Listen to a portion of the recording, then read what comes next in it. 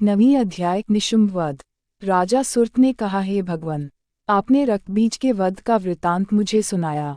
रक्तबीज के मरने पर क्रोध में भरे हुए शुंभ व निशुंभ ने जो कर्म किया, मैं उसे सुनना चाहता हूँ। महर्षि मेधा ने कहा, रक्तबीज व अन्य असुरों के मारे जाने पर शुंभ और निशुंभ बहुत क्रोधित हुए और अपनी बहुत बड़ी सेना का इस प्रकार सर्वनाश होते देखकर निशुंभ देवी पर प्रहार करने के लिए दौड़ा। उसके साथ बहुत से बड़े बड़े असुर देवी को मारने के लिए आए और महाबलशाली शुंभ भी अपनी सेना सहित चंडिका को मारने के लिए बढ़ा। फिर शुंभ और निशुंभ का देवी से घोर युद्ध होने लगा और वे दोनों असुर इस प्रकार देवी पर बाण फेंकने लगे जैसे बादलों से वर्षा हो रही थी। उनके बाणों को देवी ने अपने बाणों से काट डाला और अपने शस्त्रों की वर्षा से उन दोनों असुरों को चोट पहुंचाई। निशुंभ ने तीक्ष्ण तलवार और चमकती हुई ढाल लेकर देवी के वाहन सिंह के मस्तक पर वार किया।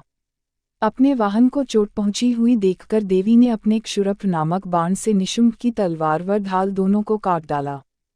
तलवार और ढाल के कट जाने पर उसने देवी पर शक्ति से प्रहार किया। देवी ने अपने चक्र से उसके भी 2 टुकड़े कर दिए। अब तो दैत्य क्रोध से जल भून गया और उसने देवी को मारने के लिए शूल फेंका, किंतु देवी ने अपने मुक्के से उसे चूर चूर कर डाला। फिर उसने देवी पर गदा से वार किया, लेकिन देवी ने त्रिशूल से उसे भी भस्म कर दिया। इसके बाद फरसा हाथ में लेकर आते देख देवी ने उसे अपने तीखे बाणों से मूर्छित कर धरती पर सुला दिया। अपने पराक्रमी भाई निशुंभ के इस प्रकार से धराशायी होने पर शुंभ क्रोध में भरकर देवी को मारने के लिए दौड़ा। वह रथ में बैठा हुआ उत्तम आयुधों से सुशोभित अपनी 8 बड़ी बड़ी भुजाओं से सारे आकाश को ढके हुए था। उसे आते देखकर देवी ने अपना शंख बजाया और धनुष की टंकार का भी अत्यंत दुस्सह शब्द किया।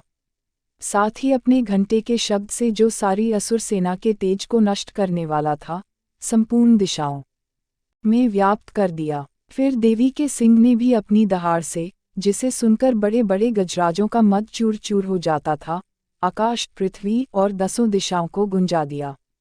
फिर काली ने आकाश में उछलकर अपने दोनों हाथ से पृथ्वी पर आघात किया। उससे इतना भयंकर शब्द हुआ कि पहले के सारे शब्द शांत हो गए। इसके बाद शिवदूती ने असुरों में भय उत्पन्न करने वाला अट्टहास किया, जिसे सुनकर सारे असुर थर्रा उठे और शुंभ को बड़ा क्रोध हुआ। उस समय देवी ने शुंभ ने कहा, अरे दुष्ट, खड़ा रह। तभी आकाश में खड़े सभी देवता जय हो बोल उठे। शुंभ ने वहां आकर ज्वालाओं से युक्त अत्यंत भयंकर शक्ति छोड़ी। उसे देवी ने अपनी महोल्का नामक शक्ति से काट डाला। हे राजन, फिर शुंभ के सिंहनाद से तीनों लोग गूंज उठे और उसकी प्रतिध्वनि से वज्रपात के समान भयंकर शब्द हुआ, जिसने इससे पहले के सारे शब्दों को जीत लिया। शुंभ के छोड़े बाणों को देवी ने और देवी के छोड़े बाणों को शुंभ ने अपने बाणों से काटकर हजारों टुकड़ों में बदल दिया। तब चंडिका ने क्रोध में भर शुंभ को त्रिशूल से मारा, जिससे वह मूर्छित होकर पृथ्वी पर गिर पड़ा। इतने में ही निशुंभ की मूर्छा दूर हुई तो उसने धनुष लेकर अपने बाणों से देवी चंडिका, काली तथा सिंह को घायल कर दिया। फिर उस राक्षस ने 10,000 भुजाएं धारण करके चक्रादि अस्त्रों से देवी को आच्छादित कर दिया। तब भगवती दुर्गा ने कुपित होकर अपने बाणों से उन बाणों तथा चक्रों को काट डाला।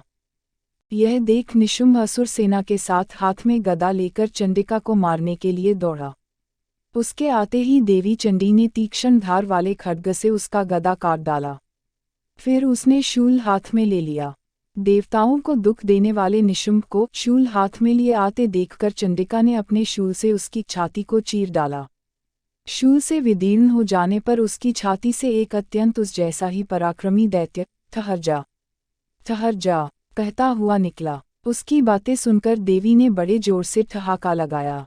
अभी वह पूरी तरह निकल भी न पाया था कि देवी ने उसका सिर अपनी तलवार से काट डाला, जिससे वह पृथ्वी पर गिर पड़ा। फिर सिंह दहाड़कर असुरों को खाने लगा और काली तथा शिवदूती भी राक्षसों का रक्त पीने लगी। कौमारी की शक्ति से कई महादैत्य नष्ट हो गए। ब्रह्माणी के कमंडल के जल से अनेक असुर समाप्त हो गए। कुछ दैत्य माहेश्वरी के त्रिशूल से विदीर्ण होकर पृथ्वी पर गिर पड़े और कुछ वाराही के प्रहारों से धाराशायी हो गए। वैष्णवी ने भी अपने चक्र से असुरों के टुकड़े कर दिए और इंद्री के हाथ से छूटे हुए वज्र से कितने ही महाबली राक्षस यमलोक पहुंच गए।